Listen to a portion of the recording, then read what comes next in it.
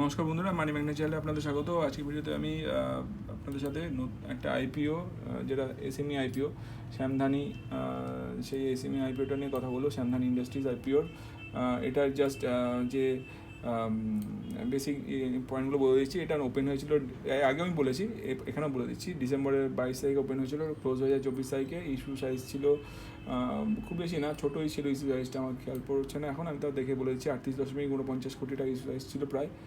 আর issue price ছিল হচ্ছে 70 টাকা পার শেয়ারে ছিল। মার্কেট ক্যাপ ছিল একদমই ছোট্ট কোম্পানি, যেহেতু এসএমই আইপিও, এই কারণে 145 কোটি টাকার মার্কেট ক্যাপিটালের একটা কোম্পানি। এই কোম্পানিটার যে লিস্টিং হওয়ার কথা আছে এসএমই সেকশানে এনএসির। এটা বুক বিল্ডিং আইপিও, এটা দেখাচ্ছে যদি বুক বিল্ডিং নয়, এটা এসএমই টাইপ আইপিও, এবং টোটাল ক্যাপিটালটা ইউজ হবে ফ্রেশ ক্যাপিটালে। এবং সেখানে টোটাল একটা লটে আপনাকে শেয়ার দেওয়া হচ্ছে 2000টা, এবং একটা লটে অ্যাপ্লাই করতে আপনার মানে লাগবে হচ্ছে ইন্ডিভিজুয়াল কোটাতে রিটেলের মিনিমাম 2টো লট অ্যাপ্লাই করতে হবে। 4000টা শেয়ার দাম পড়েছিল আশা করি 2,80,000 টাকা। আর হচ্ছে যদি সেকশন ওয়াইজ ডিভিশন বলেন, সেটা যদি আসি, সেটাতে আমি বলে দিচ্ছি কত পার্সেন্টেজ করেছিল। সেটাতে ছিল কিউআইবি কোটাতে 47.36% মতো, কিউআইবি এক্স অ্যাঙ্কার কোটাতে ছিল 18.99% মতো, এনআই কোটাতে ছিল 33.25 মতো, আর রিটেল কোটাতে ছিল অলমোস্ট 28.37%। তো এইটা ছিল বেসিক জায়গা।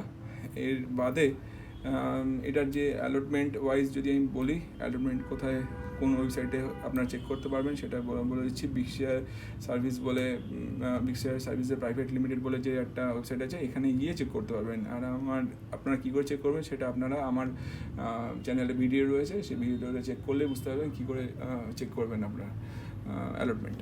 আর এটার যে অ্যালটমেন্ট ডেট যেটা, সেটা আমি বলে দিচ্ছি আপনাদের। এখানে